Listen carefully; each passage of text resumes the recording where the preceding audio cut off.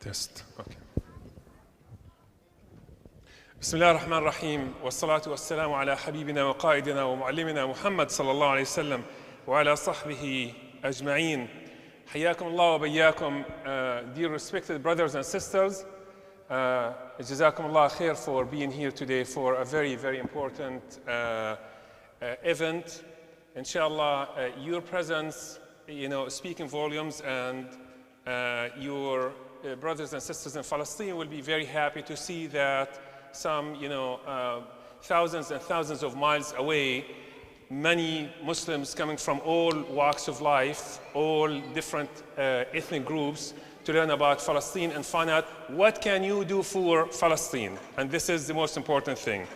I want to tell you that we have two amazing presenters today, but before I introduce them and just warm you up for the evening, inshallah, it's not going to be too long.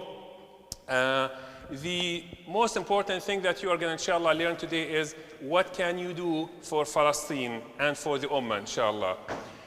Before I introduce our speakers, I want to thank everybody here at the PGMA, from our Imam to all the brothers who worked very hard on putting this presentation together, Brother Safir and Gibran, and everybody else in Salah who worked tirelessly in order to have a presentation like this put together.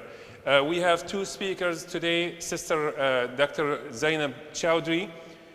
She has been the director of the CARE Maryland office. And CARE, if you don't know, you should know what CARE is all about. CARE is the nation's largest Muslim civil rights and advocacy organization. It's a nationwide organization. That's the organization that you need to know and know how to get in touch with them in case there's like some sort of a problem that you experience because you're a Muslim, because there's an issue with hijab, and because you posted something about Palestine and now you're having issues at work. So she's been very active. She's been very busy, very, very, very busy, working for the Muslim community and for the Palestine cause.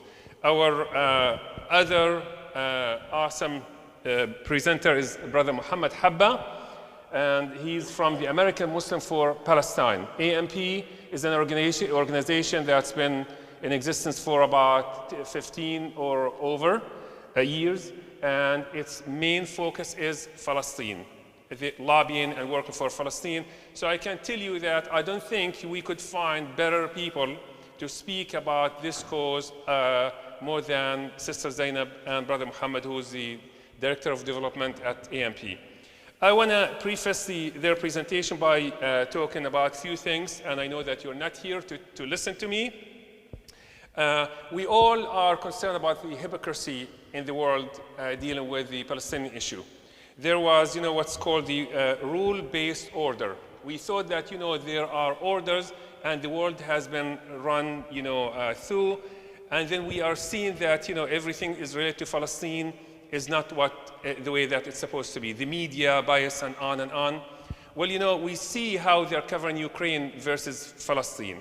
And in order to make you feel, a little bit better, I want to tell you, if you go back just to 1995, when our brothers and sisters in Sarajevo have been butchered and bombed, the West basically placed an embargo, armed embargo, on the people of Bosnia.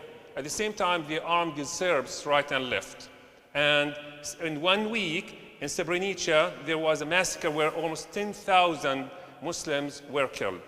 This is not very, very, different to how the West deals with, the whole concept of, politics and colonization.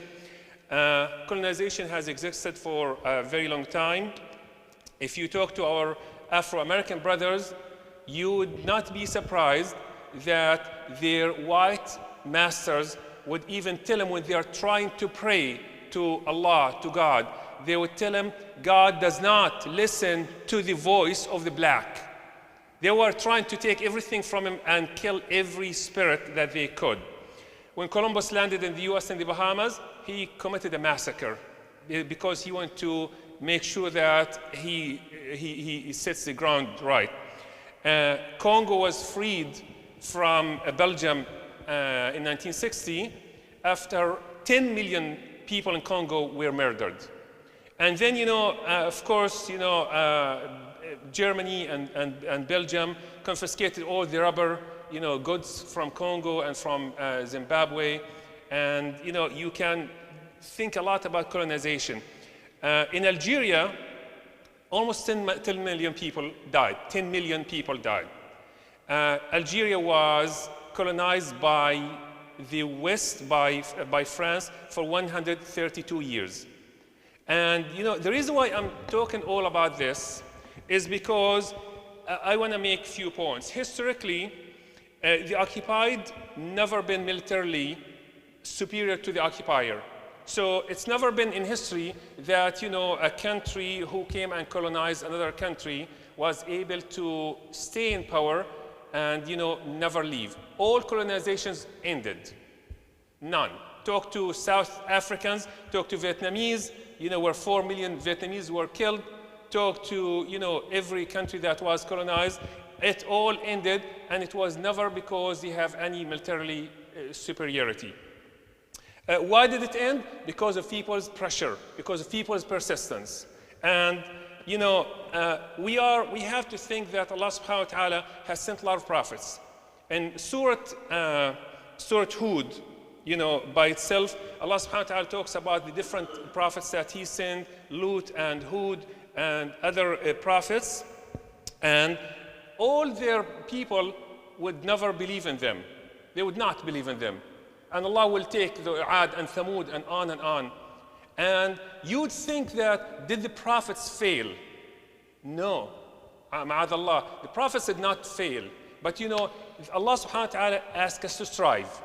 So my role and your role is to strive. And Muhammad sallallahu alaihi wasallam says, "Man ra'a minkum munkaran falyughayyirhu biyadihi. فإن لم يستطع فبقلبه فبلسانه فإن لم يستطع فبقلبه." If you see something that is not halal, is not in accordance with Islam, you are ought to change it. You change it either with your hand, if you can, change it with your mouth, or change it with your heart, and that's the weakest. So, and then Allah subhanahu wa ta'ala says, وَمَنْ أَرَادَ الْآخِرَةَ وَسَعَى لَهَا سَعْيَهَا وَهُوَ مُؤْمِنٌ فَأُولَٰئِكَ كَانَ سَعْيُهُم مَشْكُورًا. That if you want to win the hereafter, strive towards the way of Allah subhanahu wa ta'ala. And if you make a step towards Allah, Allah will make 10 steps towards you. So Allah would reward you for your strive. The strive today, brothers and sisters, you can think, do we have an army that we can send and they will liberate Gaza? No. Do we have somebody who can install oil embargo to support Gaza? No. So what can you and I do? We probably can go out and protest. And subhanAllah, thank Allah for social media. Because with social media now, social media is irritating the politicians that hate Palestine so much that the Secretary of State, Blinken, is going to Saudi Arabia and ask him to have their imams make a fatwa to stop people from using social media. So it's irritating them. Biden is so scared that he will be, or better called genocide Biden, that he was belittling Muslim votes and on, and now he starts saying, if you don't vote for me in November, we are gonna face Trump, and we are gonna tell Biden that you are gonna be the one-time president because we dealt with Trump for 4 years, but we cannot deal with the genocide of another 20,000 Palestinians. So that's why Biden now has a wake-up call, and now he's calling for, initially he was calling, no, let them finish the people in Gaza. And now he's saying, no, you know what, let's just have humanitarian ceasefire. And now then he says, no, Israel has to think about their strategic targets. So, and then all of a sudden, Kamala Harris, as if she had a wake-up call, and we know that she's, the biggest bigot, and now she starts saying Muslims should have, Islamophobia plan, and they should not be dealing with that. So my message to wrap up, brothers and sisters, is that our pressure makes a lot of sense. Everything that you do is going to make sense in the account of Allah subhanahu wa ta'ala. Whether you make dua, whether you place a post. And now there's a movement, a campaign within the Muslim communities nationwide that all 8 swing states are going to mobilize against Biden. And Access News indicated that if 100,000 Muslims do not vote for Biden, Biden will lose next year. So your vote, is going to make a lot of sense, is going to be very helpful. And colonizers always capitalize on the fact that people are weak. Actually, we're not weak. They think that we're weak, but we're not weak.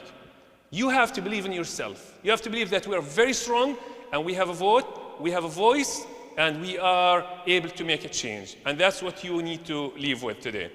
So I hope that we all feel that we are ready to take action, inshallah, make a change. So without further ado, I'm gonna invite Sister Zainab Chowdhury to take over.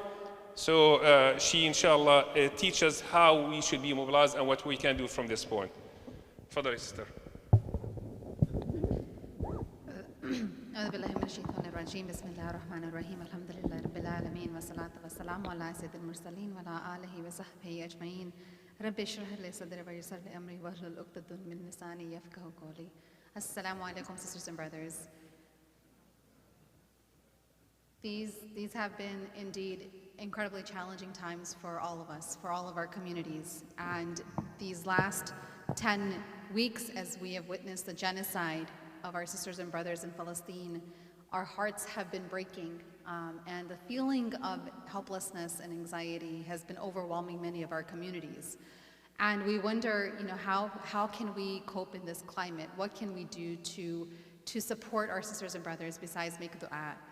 And when we think about the challenges and the struggles that our sisters and brothers in Gaza and in the West Bank as well are facing, I'm reminded that they don't need our charity and they don't need our pity. We need their courage. We need their courage. We need their principled faith and the way that they have been in navigating the turmoil and the unfathomable challenges that they're facing. And we make dua, and obviously, of course, we have to donate whatever we can to organizations that are providing relief work and that are supporting their cause. But many people have asked in our communities, what can you do to make a difference, and how do we protect our rights?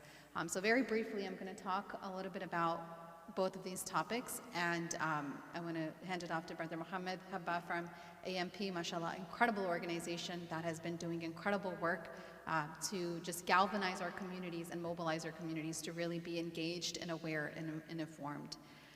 So without further ado, I'm just going to dive right in. When we think about what our rights are, right, as Americans, we have a constitution in these United States of America, right? And this constitution gives us the First Amendment right to be able to have free speech and to have freedom of expression.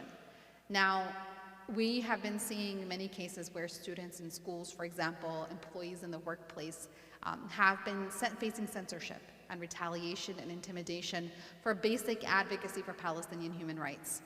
And our organization is committed to making sure that our communities are able to speak up and advocate on behalf of our Palestinian brothers and sisters for a just and righteous cause. And we want to make sure that we exercise every right that we have, including the right to free speech. Earlier today, I received a call from a student in Frederick County Public Schools, and she organized a walkout of students, and they were told by their principal that they couldn't wear a kufiyah.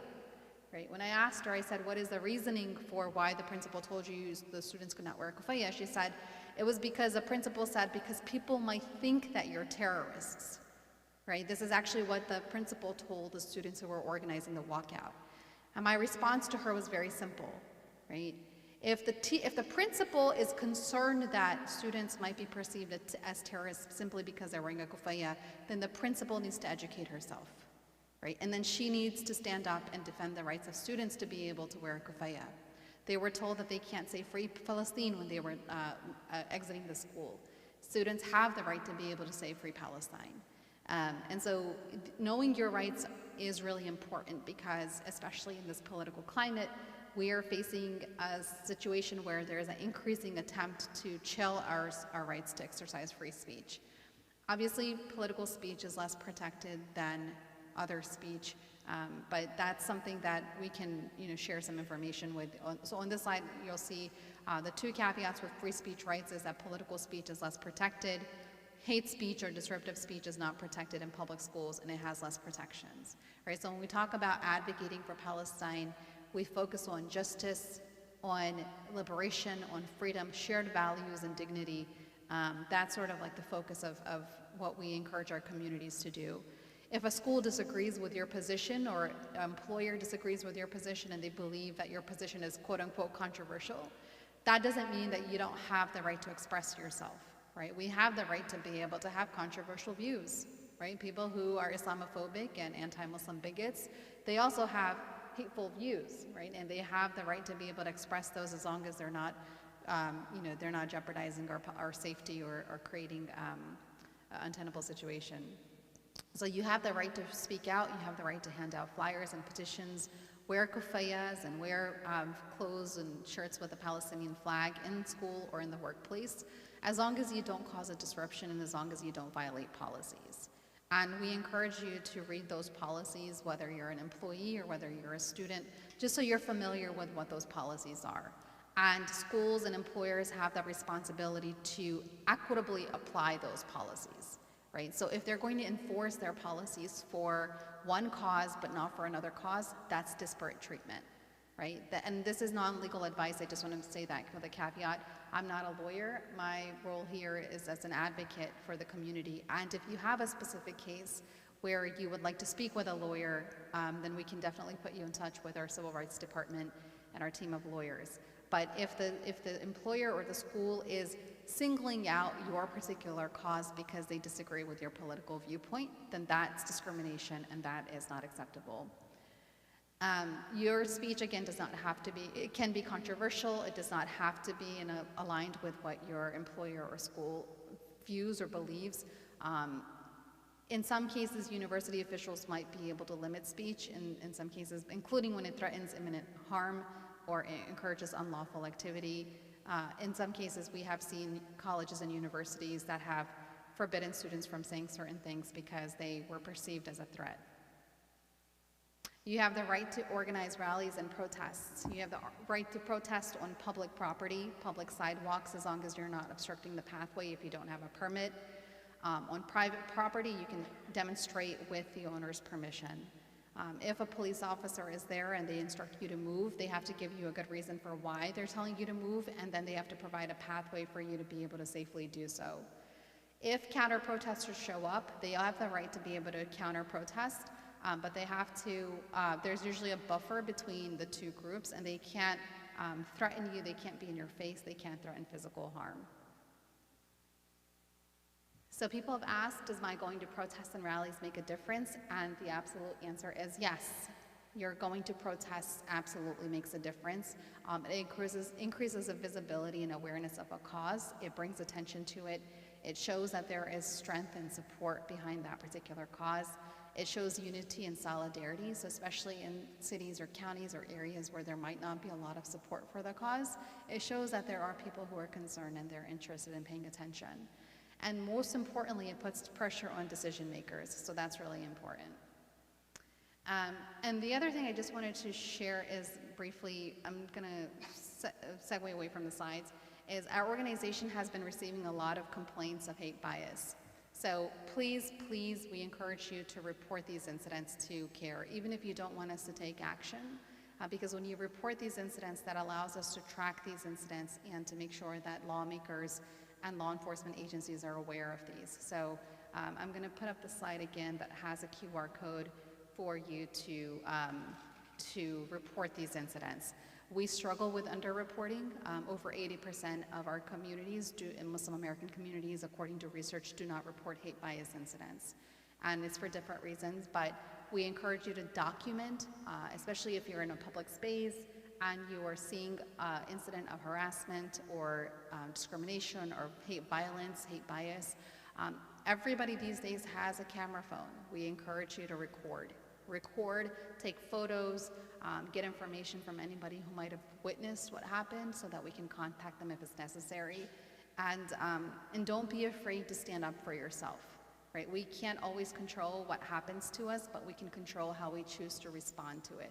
And especially in this political climate, in these times, it's really important for us to have that courage to be resilient and to demand that our rights be protected and that our communities be given the resources and the space to be able to express our views and just exist, right? The consistent dehumanization of Palestinians has fueled, in large part, the Islamophobia that we're witnessing. And the genocide that's occurring by an apartheid state, right? A genocidal apartheid regime is fueling a lot of the bigotry that we're seeing within our own society. And so we really encourage you to document these incidents and to report them so that we can just have a more accurate picture of what the reality is. Between October 9th through December 2nd, our organization in Maryland has reported 223 incidents and requests for assistance. And we know that that number is very underreported. We know that the actual number is much higher, but unfortunately there just isn't as much of a sense of urgency in terms of reporting. So please share that with your community as well and your family and friends, and encourage them to report these incidents and document as much as possible.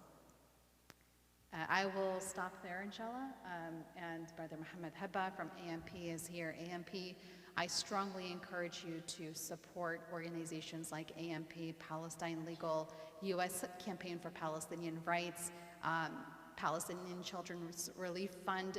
They're doing incredible work to raise awareness, to provide resources and support for our brothers and sisters. And I think one of the last final pieces I'll just sort of touch on quickly is that, people often ask, what can we do? And I encourage you to organize rallies, actions, vigils. I'm going to leave this slide up until we have to move over to the next presentation if there's another one. I don't know how many of you support the BDS movement, but your money, how you spend your money is very, very important, right? We don't want to support brands and companies and organizations that support the illegal occupation of Palestine. So knowing who those companies are is important. Going to bdsmovement.net, and Brother Muhammad might have more information about where you can go to learn more information about which brands and organizations to boycott. There's also several action alerts. I'll leave this on the slide on the screen as well. We encourage you to take a second to click, sign, and send these action alerts. They're directed to our lawmakers. We're demanding a permanent, immediate ceasefire in Gaza. We are also calling on our governor in Maryland to repeal an unconstitutional anti-BDS executive order that infringes on our First Amendment rights to be able to boycott foreign governments. And that's something that we also want to draw your attention to, inshallah. So Jazakumullah khair for inviting me to be here. It's always a pleasure and an honor to be in our community. May Allah bless you. Jazakumullah khair. Assalamu alaikum.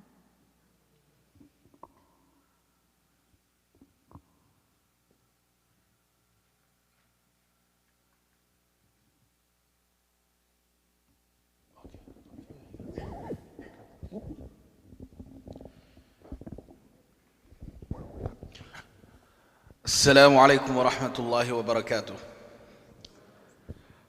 Before I get started, Sister Zainab, I want to share that one of the brothers came up to me earlier after Aisha, alhamdulillah, and he was talking about how useful the tools that you guys have been giving out have been for the local community. So on behalf of him and on behalf of the PGMA community, thank you guys for everything you guys have been doing in the past couple of weeks, and you've been doing on behalf of our community for the years that you guys have been around, alhamdulillah.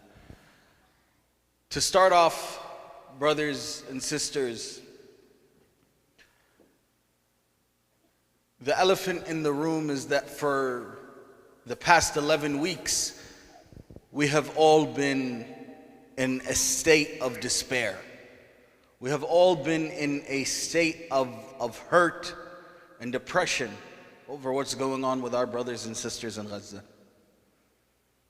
Never in our wildest dreams could we have thought that we'd be witnesses to one of the greatest crimes that can take place against humanity, the crime of genocide. And what makes it more disgusting and disturbing for us is that the perpetrators are not just the Israeli government, but our government as well. The term Genocide Joe has become common across the American people, to the point where even media has started to refer him in this way for his blind, unwavering support to the harm and destruction of the Palestinian people and of Gaza. But in these 11 weeks of pain, there is a glimmer of hope.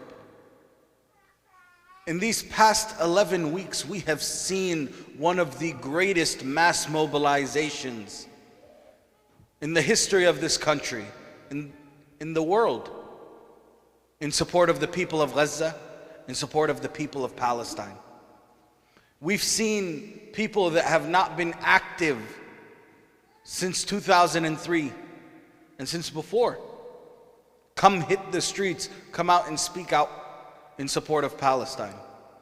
We're seeing the effects of a movement that will not stop when the bombs stop, that will continue until we achieve true justice for our brothers and sisters. But of course, we as a community need to be aware, how do we work for Palestine here in the US? How do we stay active for Palestine no matter what's going on? I come to you guys today from an organization called American Muslims for Palestine. American Muslims for Palestine is a national organization that works to educate and advocate and organize for Palestine here in the US. We're based here in the Washington, D.C. area, but we have 12 chapters nationwide. And it's in moments like this where our community needs a voice in this movement. AMP is the single voice in the Palestine movement that represents the Palestinian, the Arab, and the Muslim community all together. You won't find any other Muslim orgs in this movement. So we do this work on behalf of you. And for us as an organization, we have come up with this strategy. We have come to this strategy where we understand the work for Palestine here in the US comprises of three levels, three main pillars. One, grassroots mobilization. Two, political advocacy. And three, lastly, and one of the most important, education. Now why are these so important, and how do we utilize this to be active for Palestine? When we're talking about grassroots mobilization, we're talking about people power. We're talking about our community, not just our community, but all those who care for justice, going out and advocating for Palestine in somehow a simple way, but in an effective way. When we're talking about grassroots mobilization, we're talking about protests. We're talking about protests, we're talking about campaigns that can either be national and local, and we're talking about BDS. What's BDS? BDS is the boycott, divestment, and sanctions movement in support of the Palestinian people. Now, many of us have participated in boycotts. How many of y'all used to buy Starbucks but don't go to Starbucks anymore since October? We could raise our hands. You know, Starbucks at this point has had to come out and make it clear that they don't actually stand with the Israeli government. The financial analysts are saying that they've lost over $11 billion in the past few weeks.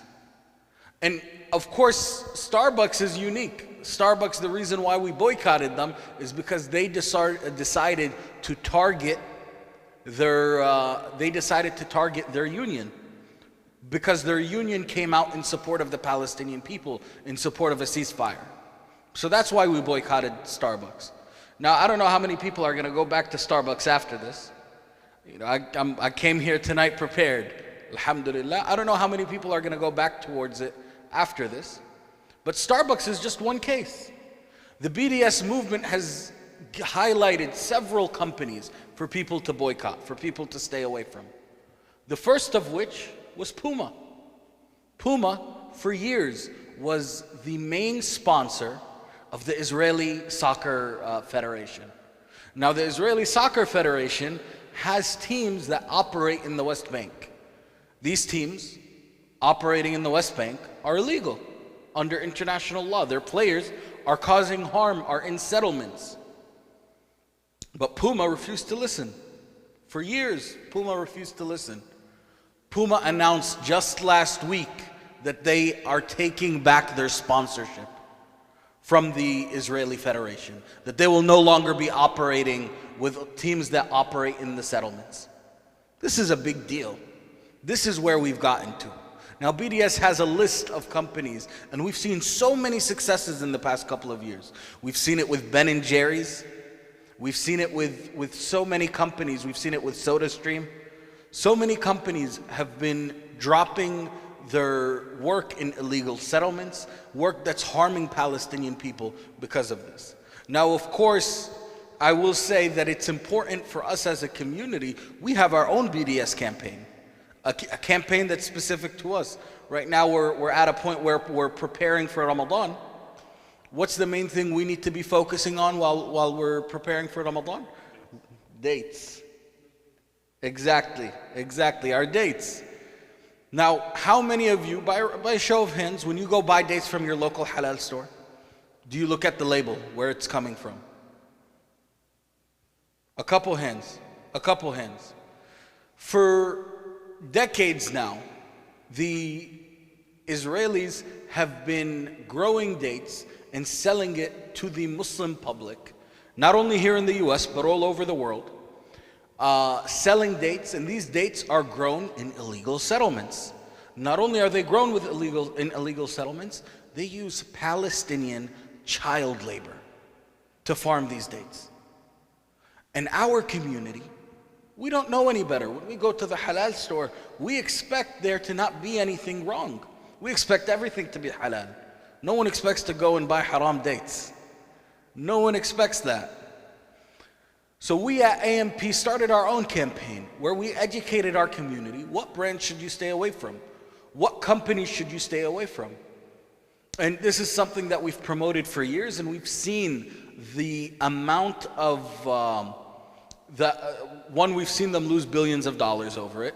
Two, we've seen them lose market share. And as a further bonus, we've seen our community, whether it's brothers who own date farms in California, or whether it's brothers who have date farms in countries like Algeria and other favorable countries, they've been doing much better and they've been getting a bigger market share here in the US since. Alhamdulillah. So these are things to be aware of. Right now we're getting ready for Ramadan. Be ready when you're buying your dates. Make sure they're not from Israel. Make sure they're not from Israel. That is our obligation. So BDS works. BDS works. Our boycotts work. It's to the point now where the owners of these big companies are coming out with statements saying, hey, we're not associated with those guys. Those guys did something wrong, but we're not associated with them. The worst thing that can happen for any business right now, no matter how big or small, is that they get added to a BDS list. So keep that in mind, and keep in mind the people power that we've created here. And when we talk about our protests, just a few weeks ago in November, over 500,000 people came to Washington, D.C. to protest. And inshallah, at the end, we're going to talk about how we need to bring 500,000 more people out next month, inshallah. Our movement has created so much change. Over here, I have a article from the Harvard Crimson. The Harvard Crimson wrote this article last year in support of boycott, divestment, sanctions, and a free Palestine. Now, the reason why this is so interesting, why this article is so important, is just 20 years before. 20 years before, the same Harvard Crimson came out with an article completely against this. Now, what does this highlight to you? One, how effective BDS is. Two, the changing tides.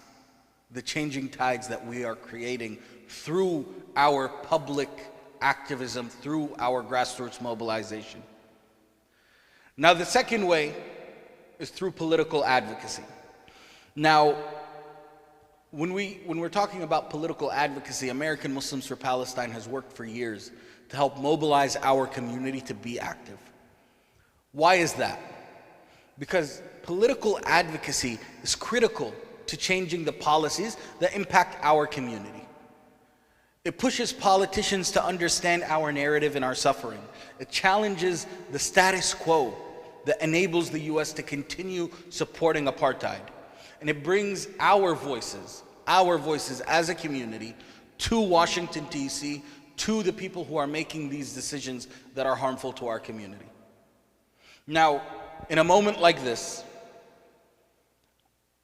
we are seeing members of Congress getting flooded with calls, with emails, with some people are faxing letters, some people are mailing letters in support of Palestine.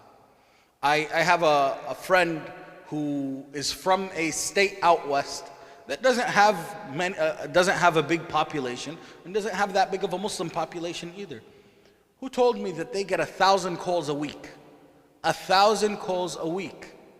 Now imagine in the states here like Maryland, like New Jersey, like Illinois, like Texas, like California, where our community is large, where our community has a stronger voice. We know for a fact that 80% of the calls that go into Congress that are about this subject are coming from our community and are coming in support of a ceasefire, that are coming in support of the people of Gaza. Our community has taken political advocacy to another level. We at AMP, we held 2 advocacy days, just a few weeks apart. We took over 500 people the first one, which was a national one, and we opened a second one just for locals, for people here in the DMV, because of how important the elected officials in the DMV are. We took people from every single district here in Maryland and over 5 districts in Virginia. We met with the senators, we met with the congressional representatives, and we had over 200 people join us with less than a few days of preparation. That is what our community needs to be doing. Now, many of us could be saying, we don't see a change, we don't see anything changing. But if there is an example of our community's power when it comes to political advocacy, the biggest example is here in Maryland. The biggest example is here in Maryland. A few years back in 2017, your senator, who is now the chairman of the Senate Foreign Relations Committee, introduced a bill that would make BDS illegal, that would make boycott, divestment, and sanctions illegal. Our community challenged him on this. How did we challenge him? People started showing up to his office. Our allies, our coalition showed up to his office, started showing up in places where he didn't expect us and putting his feet to the fire. It's to the point where every event he did, every single event he did, we were talking about Palestine. This is a screenshot from an event he did where he was trying to push healthcare. Healthcare is a big thing for the senator. In this event, you guys could see, if you guys see any yellow, any of these signs say, "I support Palestinian rights." Every event he did, his questions would all be about Palestine. It's to the point where even C-SPAN over here said that attendees pressed the senator on his proposed Israel Anti-Boycott Act. He felt the pressure. Our community mobilized. We sent out action alerts. We made sure our community was reaching out.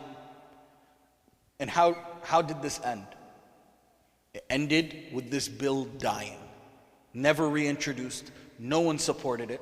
And people who had supported it previously rescinded their support because our community pressured him. Now, Ben Cardin is your senator. And you guys are unique in that both your senators, both Ben Cardin and Senator Van Hollen, are both on the Senate Foreign Relations Committee. They're both on the Senate Foreign Relations Committee. Both of them have the ability to call for a ceasefire. Both of them are being pressured to call for a ceasefire, but they haven't yet. And it's our Maryland Muslim community that has to make sure they understand that we won't stop until they do. Not with Senator Cardin, not with Senator Van Hollen. And we're seeing this pressure around the country. As I said, every single congressional office is feeling this pressure right now. We've taken the advocacy work to a whole new level. And if we're able to build on this, our community will be more successful than ever, inshallah. The last thing I'll talk about is education. There was a poll that came out a few years ago that said that the more Americans learn about Israel, the less they like it. The more Americans learn about Israel, the more they support the Palestinian people. The more they stand against giving money to Israel. Right now, a majority of Democrats are against giving financial aid to Israel. A majority of Democrats and a majority of independents.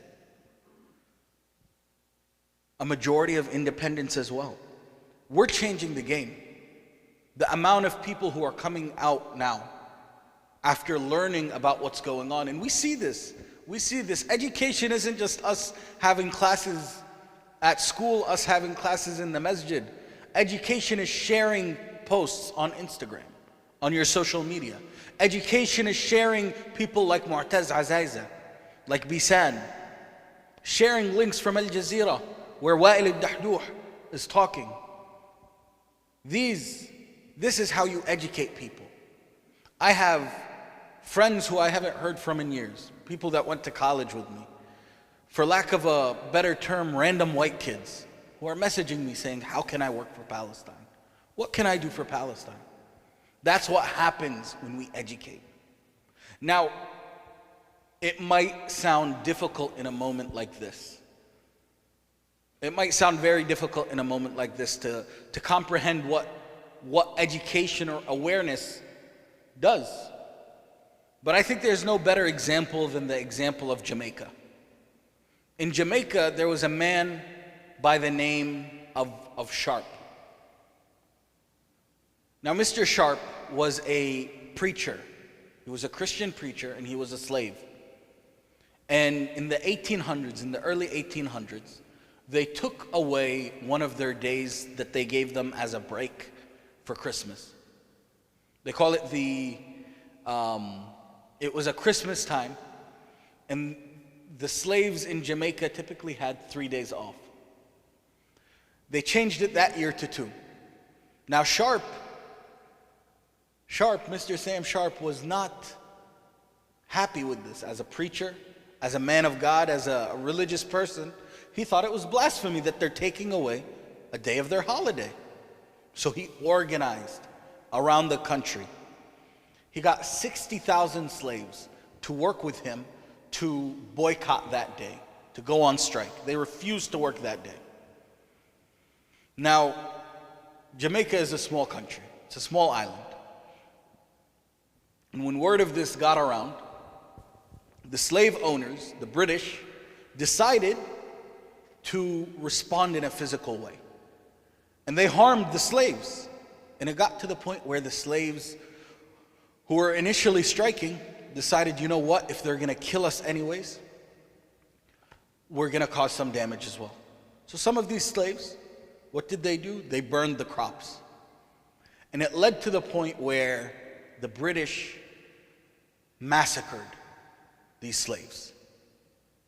Over 500 slaves were killed.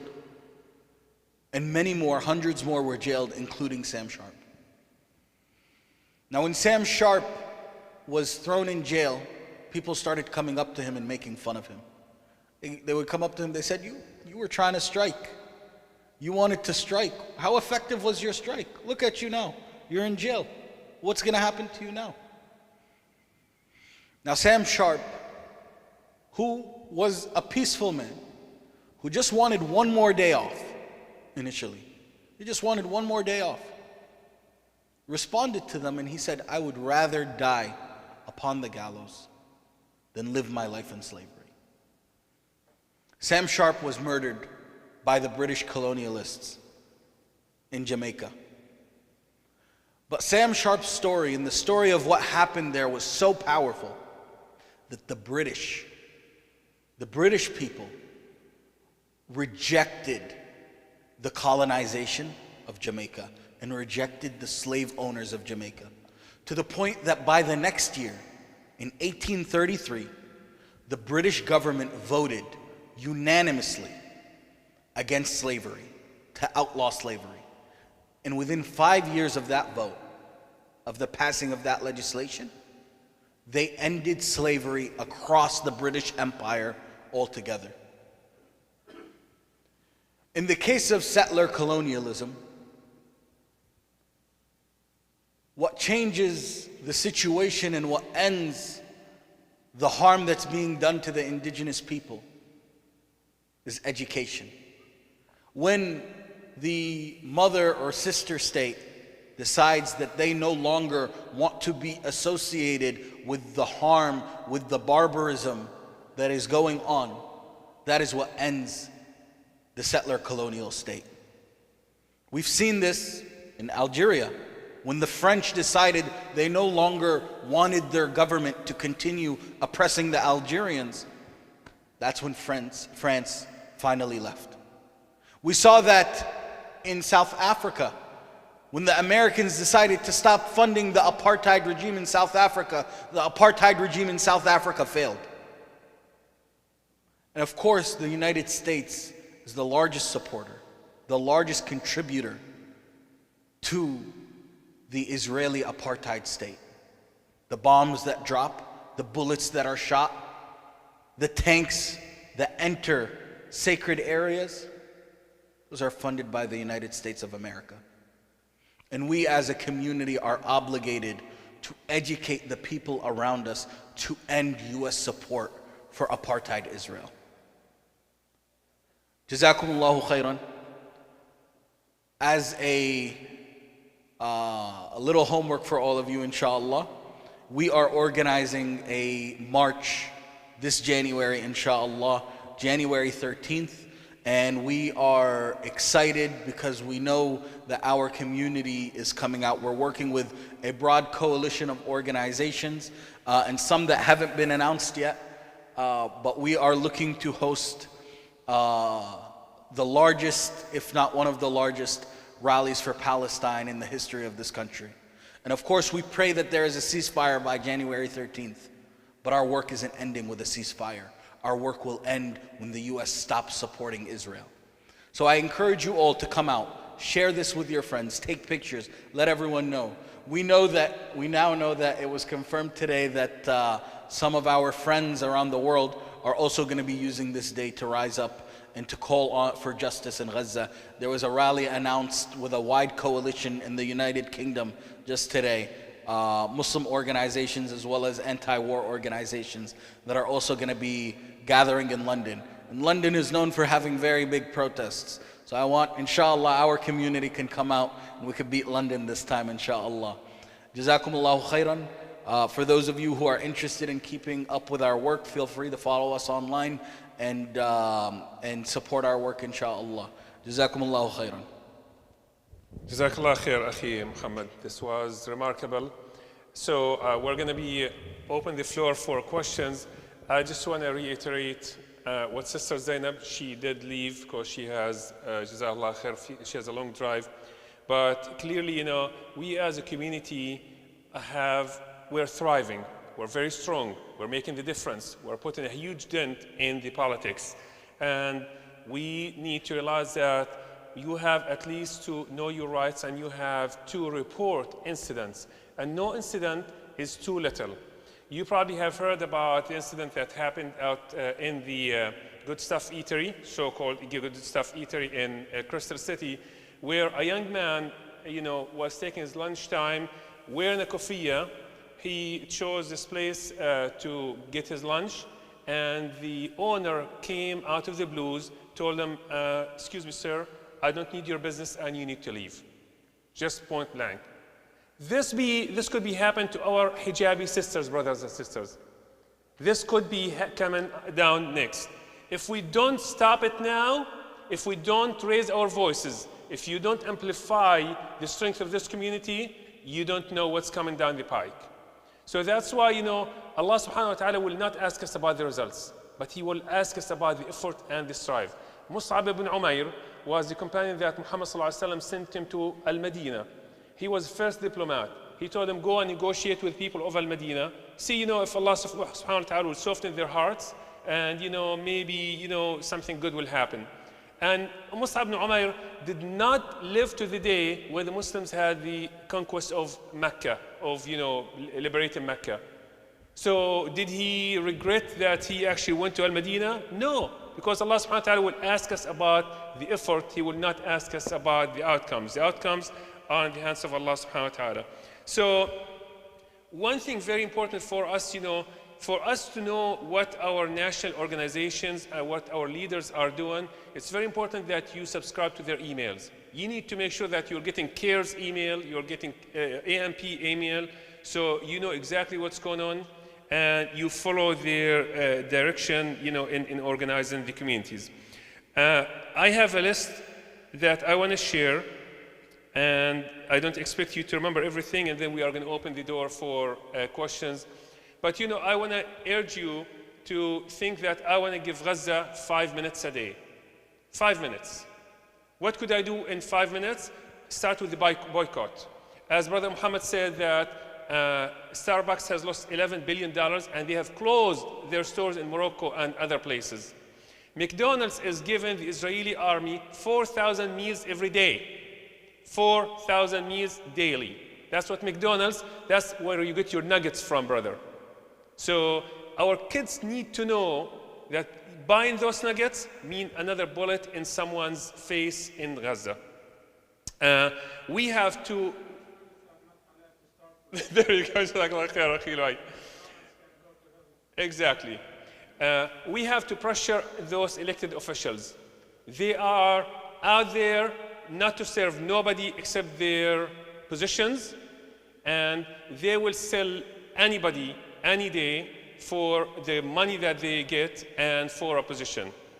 They are not trustworthy, and we have to call them, tell them that we voted for you, we put you in power, and now I'm using my vote, I need you to cease fire. And we have to bombard them with calls, with emails, and sign the petitions that you get from the organizations. They have to hear that the Muslim community exists, and we're not weak, and we're not scared. Number 3, you have to educate taxpayers around us that, this package of $13 billion that is going to Israel probably better be invested in the US, whose interests are always not in line with their political needs, political interests. So rather than shipping the money overseas, can we maybe feed the homeless in DC so we get rid of some of the tents? Can we address the poverty? Can we decrease the cost of healthcare? Can we do anything about the infrastructure that's fallen?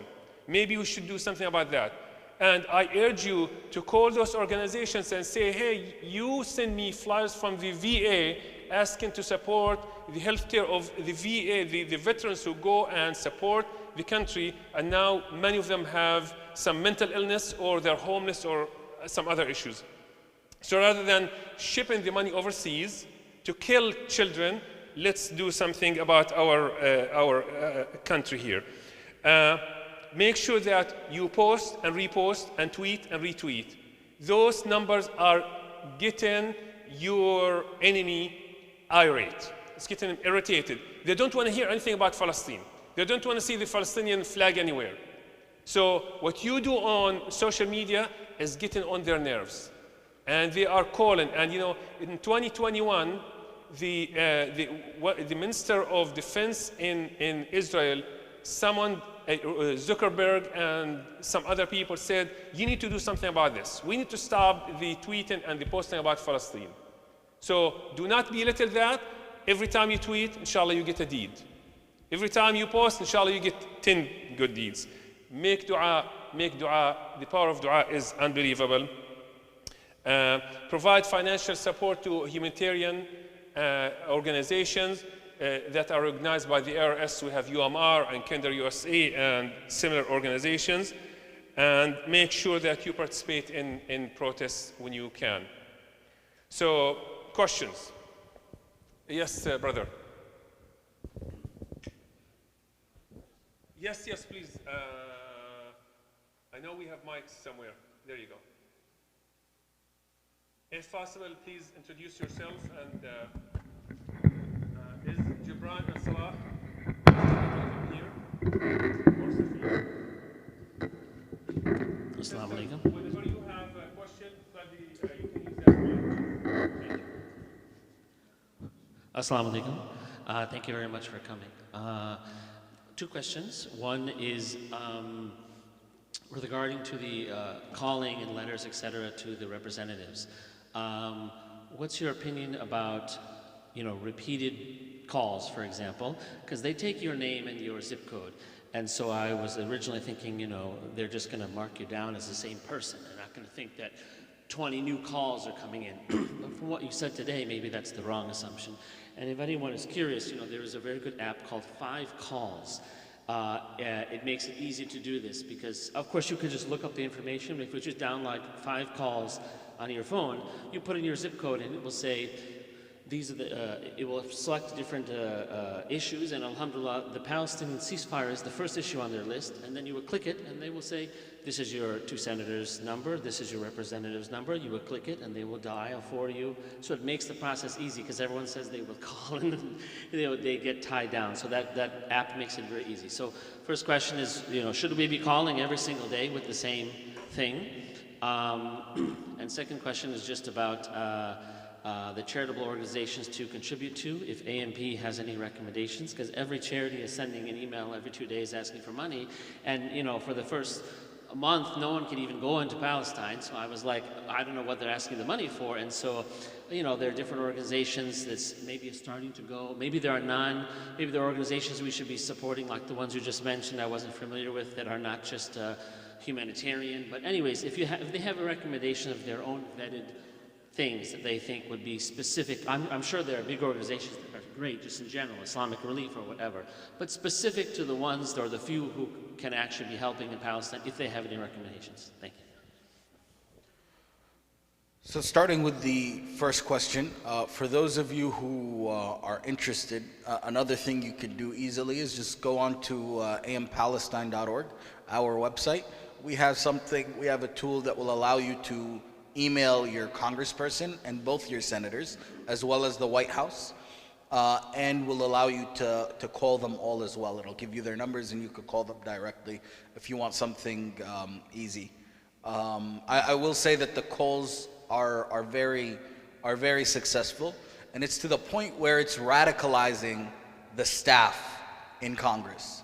The staff in Congress are completely out of it.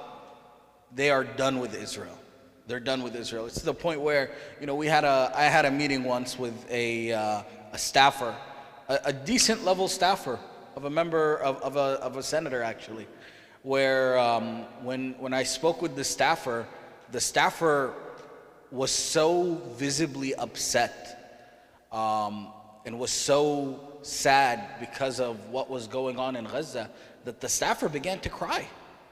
The staffer began to cry in the middle of this meeting.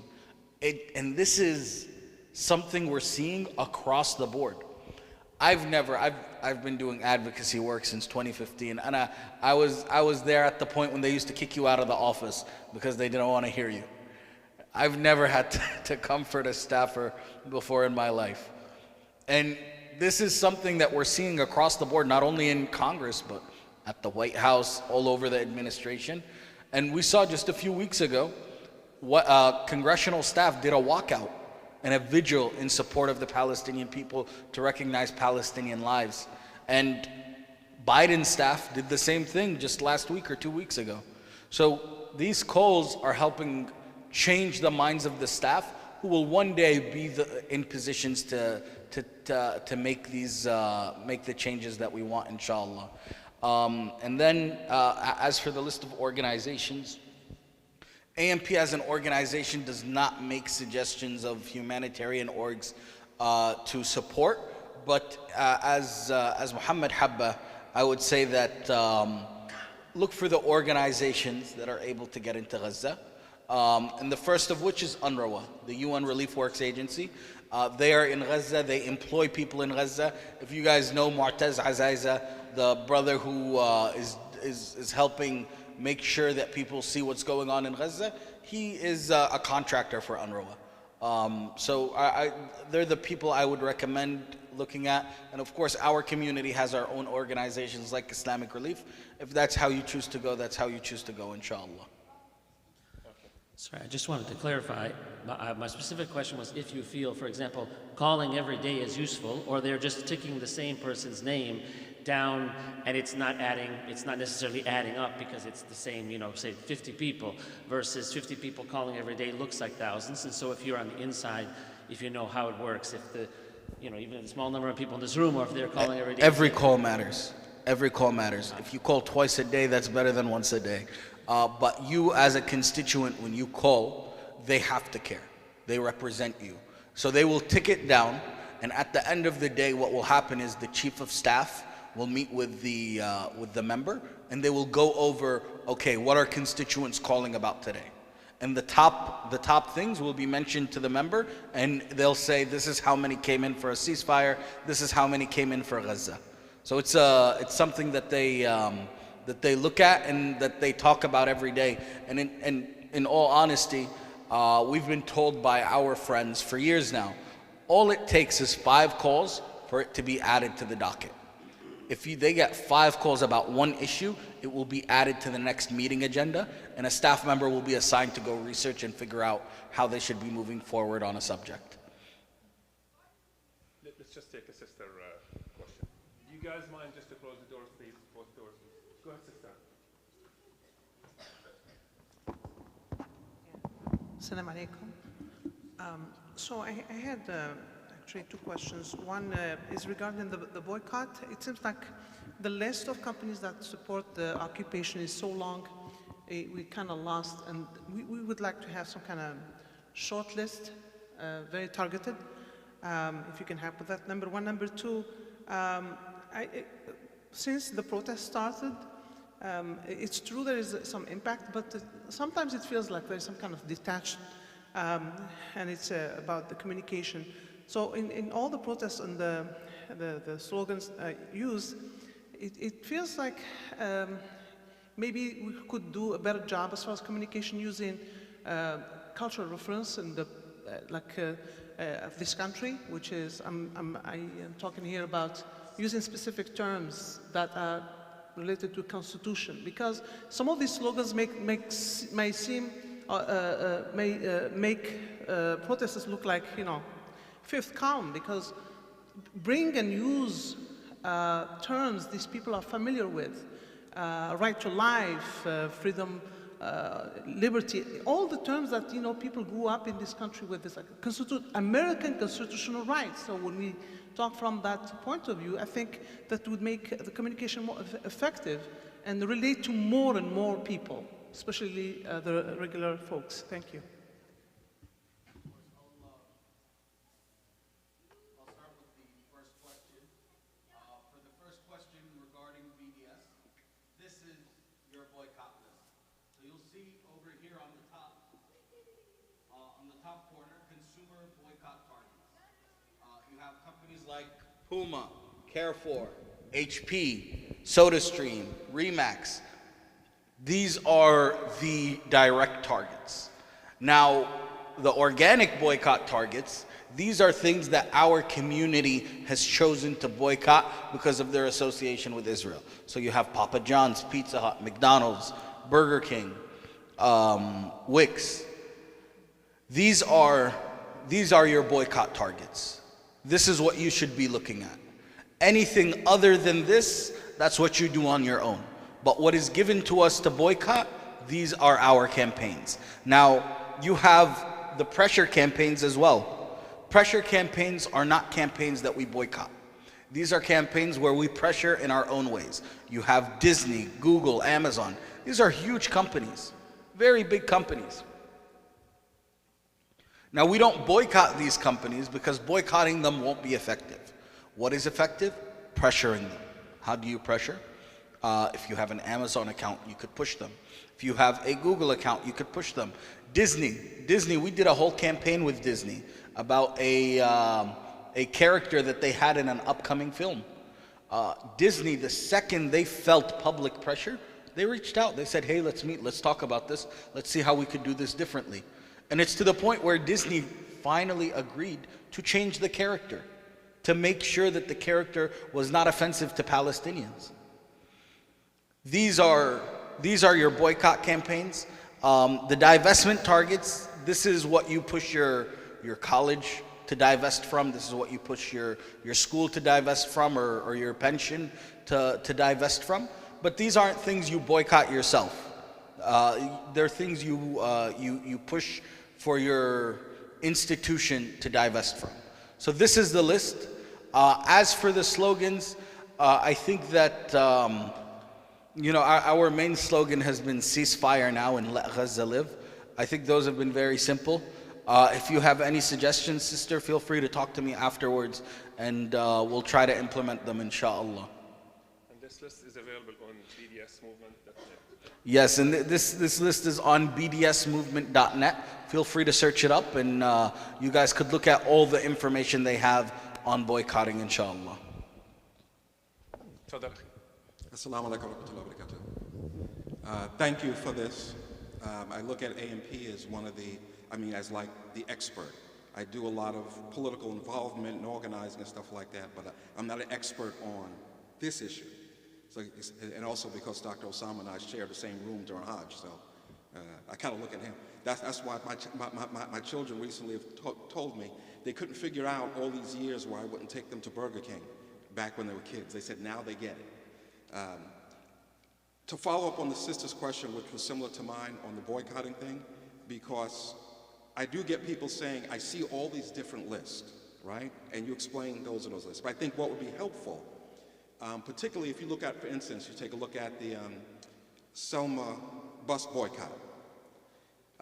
There's always that issue, that statement of the difference between a moment and a movement, and the difference is sacrifice. So when they started that boycott, they were willing to make sacrifices. That boycott lasted a year and 10 days, I believe, from December 5th, 1955 to December, maybe 15 days, December 20th, 1956. But there was also an issue of, this is exactly what we want. So the bus company knew, in order to end the boycott, this is what they have to do. I'm bringing that up to say, I think it would be helpful, because you have that on bds.org, is when you look at all those companies, it would be helpful for people to know why this one, why that one, why this, and what are you asking them to do in order for it to end, so that people have clear targets and understand this is why we're boycotting them, and can explain to other people. So like on our mailing list, we could say, these are the top targets of AMP, and here's why they're the top targets, and here's what they're asking for in order for it to end. So I think that would help provide clarity. And I do want to confirm what you said, is that once it would get to, like in my office at the time, once I got 4 or 5 calls, I would tell my office manager, start recording the calls. Sometimes for those people, sometimes it's names, sometimes it's just 10 people called to say this, 10 people called to say that. But it's calls, it's letters. Now they pay a lot more attention to their websites than when I was on the Hill. So going there also matters, and I agree with you. I was so proud of the staff, because back in my day, that never would have happened. And it wasn't just because they didn't care or they had to have their minds changed. It's because they didn't dare. Now they're so fed up, and I hear from a staffer regularly who says they're calling even his boss's office every day. So keep it going. But the next thing, brothers and sisters, I will tell you is that ultimately, it's one thing to threaten. It's one thing to call. It's another thing to actually punch somebody in the face and knock them out, and then other people will get scared. This is one of the reasons why you see Congressional Black Caucus members, who should understand oppression better than anybody, still supporting Israel, because they saw AIPAC knock out 2 of their members who were against them. We have to get ourselves organized so we can begin knocking out members, and then the others will then say the Muslims are serious. Jazakallah khair. Jazakallah, brother. I will say for everyone, 100%, no one should just be boycotting because I said it. However, if you go to bdsmovement.net, every single company that's on here, they will explain to you why you should be boycotting them. They will explain to you. So like if you click over here and say boycott Puma, they'll show you why you should be boycotting Puma. So for everyone who is wondering, bdsmovement.net, they've been around for a while, and I'll be honest with y'all, they were born out of solidarity. Because where was BDS successful before Palestine? South Africa. South Africa. So it was born out of the anti-apartheid movement over there. And it has led to our community looking to this as a solution, as a way to through nonviolence to fight back against Israeli apartheid. And to comment on the last thing, there are some important races going on in Maryland in the next year.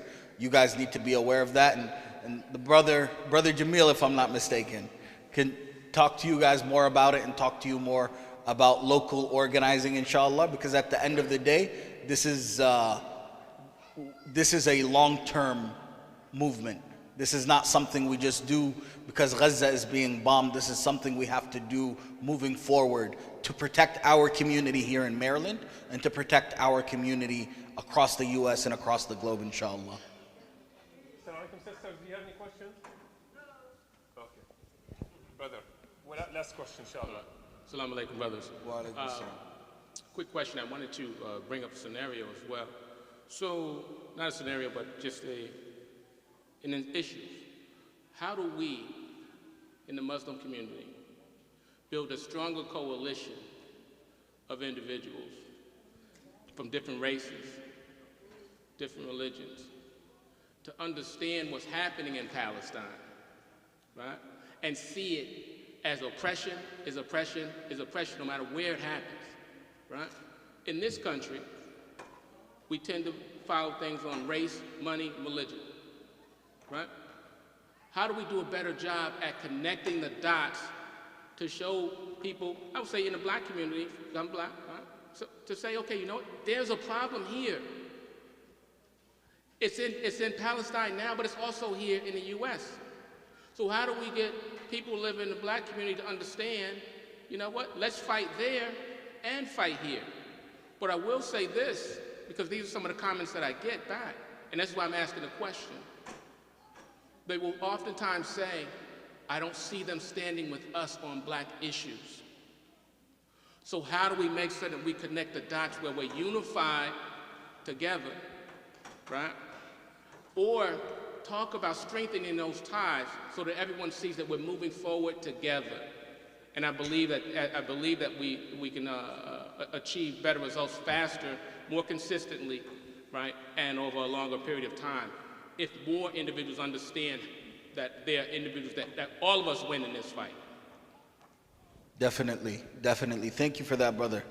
I'll say this: the Palestinian movement for liberation and the movement in support of Black lives have worked together for decades.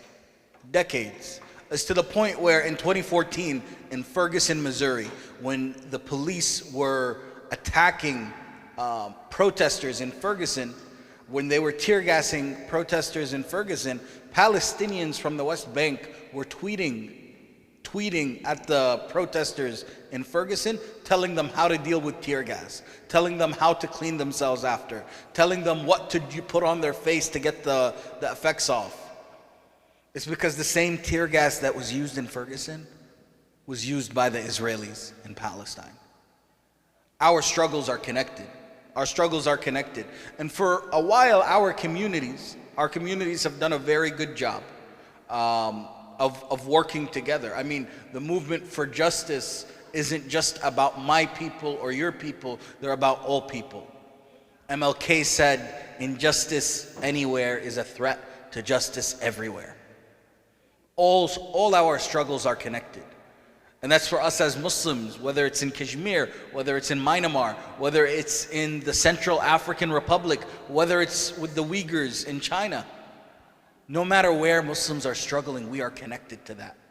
And that starts here at home with the black Muslim community that is struggling, that is dealing with different types of repression, but it's all a part of each other. How many of y'all know that the police here in the US are trained by the Israeli military?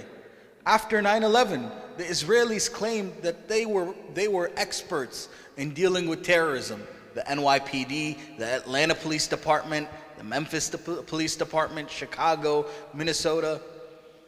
It's to the point where all of us know what happened in 2020 with George Floyd. The knee on the neck is a thing that the Israelis were teaching. And they taught police departments here in the US. This is how connected our struggle is. But we're not just connected in the pain and the suffering, we're also connected in the work in support of justice. We talked about Ben & Jerry's. How many of y'all heard that we were boycotting Ben & Jerry's? Ben & Jerry's was operating in the West Bank. They were operating on stolen land, and they were on the boycott list. Ben & Jerry's in 2020 reached out to the movement for Black Lives. They reached out to Black Lives Matter, and they said, we want to make a flavor for Black Lives Matter. Black Lives Matter told them no. They told them, we won't work with you as long as you are operating on stolen Palestinian land. We won't work with you as long as you are operating on Palestinian land. Ben & Jerry's disappeared. For 3 months, they weren't tweeting, they weren't posting, and then they came out. And they came out and they said that they are ending all their operations in Israel. Why did they do it? They did it because of the movement for Black Lives. Our struggles are connected and our liberation is connected. And the way we understand that, brother, is we start over here in the masjid, where we understand every single one of us are connected the same way we feel pain for what's going on in Palestine. I promise you, brothers and sisters, it's how we need to feel pain when we see issues here in the United States, whether it's with the black community or the indigenous community here in the United States. That's how we need to feel. And that's how we feel for all our brothers and sisters, no matter where they are, inshallah. Jazakumullahu khairan. If anyone has any more questions, would like to talk one-on-one, I'm over here, inshallah. Jazakumullahu khairan. Jazakumullah khair, everybody, for your time, for your effort. Inshallah, everybody is leaving with a new spirit, having some homework, inshallah, well equipped to take himself or herself to the next step. Barakallahu feekum. Assalamu alaikum wa rahmatullah.